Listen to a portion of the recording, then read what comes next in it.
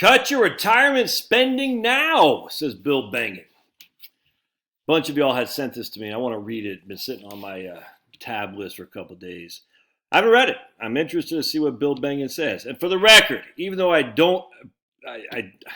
think the 4% rule has a lot of flaws, Bill Bengen changed everything in financial planning. I cannot stress this enough. And so I don't get why people say, you disagree with Bill Bengen. You don't. No, he changed it, dude. He did. Now, how he was the guy as opposed to Joe Schmo, I don't know. I don't care.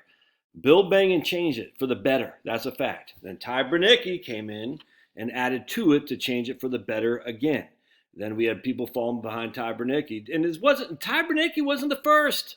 There's a couple guys in the late 90s that Ty Bernicki talked about in his, in my opinion, phenomenal seminal article about reality retirement spending. And he cited these people from, I can't remember what university they were for, but somehow they didn't have they didn't get the notoriety. And Ty Bernicki didn't really get it either initially through the Journal for Financial Planning. But I remember I read it, I was like, ooh, never thought about it like that. And then slowly just started to take hold as more and more people like me found it. And so anyway, Bill Bengen, Bob Keebler, who's a CPA out of Milwaukee, Keebler and Associates, another guy. These guys have changed. So we had Bill Bengen, we had a guy named Bernicki, we have Keebler. This is my thing. Larry Kolikoff and Scott Burns.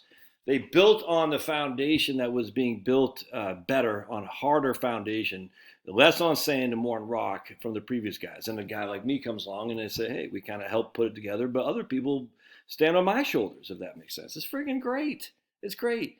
It's ongoing. It's forever being changed, challenged, and strengthened financial planning. But it'll never be perfect because it's not a science. It's like economics. It's not a science. It's completely the opposite of science. If science exists is the way we think it is. And say scientism is not science. That's for damn sure. All right. So cut spending now says the combination of high inflation and the high market valuations could require revisions to the retirement rule of thumb. Well, that could be bothersome because Bengen just 2 years ago is saying he thinks you should take, I think he said like 4.5% to 5% a year out. So let's see what he's talking about. Here's Ann Turgeson. I followed Ann for many years, so I don't have to check her out to see. She just didn't graduate with a degree in communications from James Madison University. Now is writing for the Wall Street Journal. All right. So we know the decades we've relied on the 4% rule, which I wish we would not have, but be that as it may, it's in the vernacular. But the inventor of the rule says the combination of 8.5% inflation with high stock and bond market valuations makes it difficult to forecast whether the standard playbook will work for recent retirees. Bengen now recommends taking a less aggressive approach to drawing down nest eggs, at least until we determine whether the current surge in prices that has been particularly stressful for those on fixed income is a long-term trend or a short-term blip. Okay, I don't know. No one rings a bell to say, hey, it was just a short-term blip, but I get what he's saying. Guard your downside. That dog. Can you all hear him? Woo, woo, woo, woo. Even Pablo's looking like, why is that dog? Woo, woo, woo, woo, woo. Let's see. The problem is there's no precedent for today's conditions. His concern echoes a recent Morningstar report, which recommends a 3.3% initial withdrawal rate with those retiring today. All right. Who want to keep pace with inflation over 3 decades with a high degree of certainty their money will last. High degree of certainty. Well, 4% had a high degree of certainty until it no longer had a high degree of certainty. There is no high degree of certainty, man.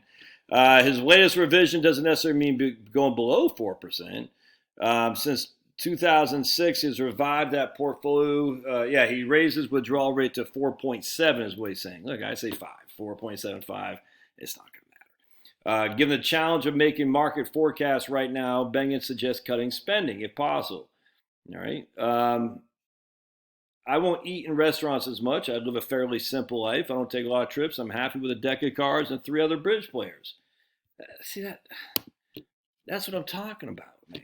That's what I'm talking about. I'm happy with Loudmouth McGee over there and Pumpkin Pablo over here, my garden, seeing some grandkids. I don't need much. Once the debts are paid off, you just don't need much. And Social Security is going to provide you a pretty significant amount of your retirement income.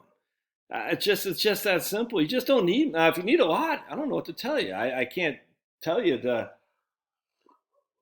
not to need much, but I'm just like, how? I mean, how much do you? I mean, are you really going to spend 100,000 a year for the next 30 years? I highly suggest you won't. I mean, you could. I don't. I doubt it.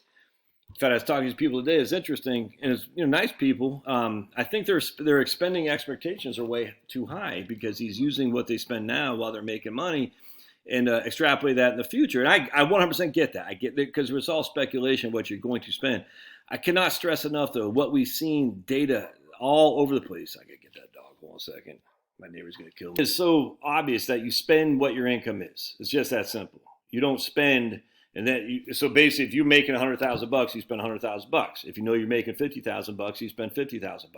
That might mean you have to do without some things, but it's called scarcity, basic economics 101. You only have so many dollars, and you have so many things you want to buy, and thus you can't afford everything you want to buy. Even if you're making $100,000, even if you're making $300,000, it doesn't matter. And so I think to extrapolate what you're spending now, where you got money coming in and you're living with surpluses into the future, I don't think that's it's a good financial planning strategy because you're like, why? Well, we eat out a lot. Yeah, because you got the income to eat out a lot. We eat out a lot also because we're working so much. You see what I'm saying? We eat out a lot, or whatever else we do. I don't care. You go to the Atlanta Hawks, you got season tickets. Yeah, because you got the money to afford it. Once the money isn't there, you'll be just fine watching the TV. You know what I'm saying? I mean, I'm not saying it's right or wrong or bad or good. I'm just saying what we know for a fact is people spend to the extent of their income. It's just that simple. And if your income needs have dropped because your debts are paid off, you're going to find you don't need that much to survive. No, not everybody, but a lot of people, that's for sure. And I bet most of you guys too. And these guys are going to be okay, man. I mean, it's just once we figure out like, okay, is that truly an expenditure you're going to use? Now, there are some things you're going to have a lot of spending on that you need to control, which would be health insurance. You can't really control too much. Property tax, these kind of things. Income taxes. You can't escape federal income taxes. You can escape property tax, but if you want to live in a nice house or something like that, you're probably going to have higher property tax. Health insurance, it is what it is, man. Once you're on Medicare, there's not much you can do about it. But let's just say $11,000 a year for health insurance. Probably $13,000 a year, $6,000 a year property tax. We'll say $5,000 a year for income tax, just for simplicity. That's $25,000 a year right there. You got no debt. I mean, don't eat out that much, like my man Bill. Play bridge, be out in the garden. You know what I'm saying? You don't need that much. All right, let's see what we got. When inflation was high, withdrawals made under the 4% rule grow by leaps and bounds. I 100% agree. That means the portfolio must earn a higher return to prevent depletion. Another threat is high stock valuations. Yeah. So Bill is saying basically we got high valuations plus high inflation. Never had that before in terms of the way we're looking at it now. In the 70s, we did not have high stock valuations relative to high inflation, at least in terms of price to earnings ratios. Now, don't forget, the interest rates in the 70s were a whole lot different than they are now. That's actually becoming less and less true right now. I think the markets got killed today, didn't they? Let's see here. I think the markets were down. Yeah, SP. Oh yeah, look at that. SP 500 today was down almost 3%. All right, and so, but yeah, the yields went down. Isn't that interesting? So is that the beginning of a flight to quality for government bonds? I don't know, but the yields went down, which means the price went up, which is good. You want to see the yields go down. That means the prices go up. But be that as it may, the 10-year Treasury right now is yielding 2.9. So the old days of it yielding 1.5 are long gone. However, 2.9 is still a little bit more than half the historical rate of the 10-year Treasury bond. And so as such, it's still very, very low relative to historic numbers. So to say the valuations are high, yes, but the yields on bonds are still low. And so that is allowing people to say, I don't want a 2% bond, so I'm going to buy stocks even if their valuations are higher. Infinity didn't come in yet. All right, another threat, high stock valuations according to the CAPE ratio. Again, we've talked about 1,000 times. A lot of disputes on the CAPE ratio. So this is double historic average. The CAPE, saying the valuations are double what they historically are. Well, yeah, because the bond yields are half the historical average. Just kind of makes sense. In the past periods, high stock valuations usually took a bear market to adjust prices. Yeah, well, I completely agree. That's why you do the barbell. You say I got G Fund, Ginnie Mae, stock, cash as shouldn't say the cash side, the more liquid side of my barbell. So I got the the safer stuff and the more aggressive stuff. Let me change the vernacular there to make sure that everyone understands. When I say the barbell, the left side of the barbell is the safer stuff. The right side of the barbell is more aggressive. You see what I'm saying? So the safer stuff, I got Ginnie Mae fund, I got short-term bonds, I got stable value fund, I got the G fund, or I just got good old-fashioned certificates of deposit or savings accounts. So that way, if the market does turn into a bear, which is inevitable, I know I'll have some reprieve from selling stocks out. In contrast, if a bear market comes along after 20 years of retirement, your portfolio is already likely increased in value, so you can withstand that 100%. High short-term inflation poses some danger. The risks multiply when high inflation sticks around for a while, as was the case in the 1970s. We have bursts of inflation in the past after World War II. That lasted only a year or two. It wasn't a dramatic time. Yeah. Research indicate the worst 30-year period to retire was on October 1st, 1968. It wasn't that 1968 itself was that awful, but the years following, which are awful. 68, I think 68 was 69. One of those years was a down year, then 73 and 74. And then, of course, inflation. Inflation was high for much of the 70s. Wait a second. Yeah, 69 right there. Stocks encountered back-to-back bear markets that started in 69 and then again 73 and 74. Inflation was high, but interest rates are rising, Josh. That's impossible. We shouldn't have high inflation if interest rates are going up. Retirees can protect their nest eggs by reducing their exposure to stocks and bonds. Okay. He'd normally invest about 55 and 45 in stocks and bonds, but he says both markets have left him closer to 20% and 10% in bonds with the rest in cash. Wow, he's 70% in cash. Of course, Bengen he's an old man. Don't take this wrong, Bill, but he didn't just retire yesterday. He's an old man, so he's got 70% cash. Look, man, whatever. I got no problem with that. Don't attempt to time the market, can backfire. I retired 9 years ago, so I'm probably safe. Exactly.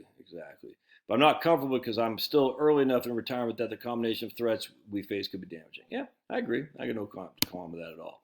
All right, hold on a second. Now, finally, I think at the end of the day, cutting spending, you're going to anyway, man. I mean, yeah, can I guarantee that? No, but we know we know that the vast majority of people as they age spend less as they get older. It's just that simple. Hey, you, loudmouth McGee. No. So yeah, I mean, look. So you don't want light cigars with $100 bills, but you also don't want to be miserly. Just freaking enjoy yourself, man. You know what I'm saying? I'm telling you, give up alcohol. That's an easy way to cut spending, and it also helps your body because you're just putting all those empty carbs in there. Never mind all the crap that goes with it, and then getting drunk. Give up stuff that I like ice cream. I had some ice cream tonight. I like grass-fed beef. I like ice cream. Not gonna lie to you, I don't need much more than that. So if you find, if you again cut spending into stuff that you just don't need that much. You know what I'm saying? Maybe stay off Amazon for a couple of weeks and just say, you don't want to buy that just because you can click a button. Just don't do it. Watch your subscriptions. All that stuff, man. Easy way to do it. I agree. Cut spending, 100%, but don't cut spending where you're freaking miserable sitting there eating cat food. Life's not worth doing that. There's no need for you to do that. All right. Love your thoughts. We'll see you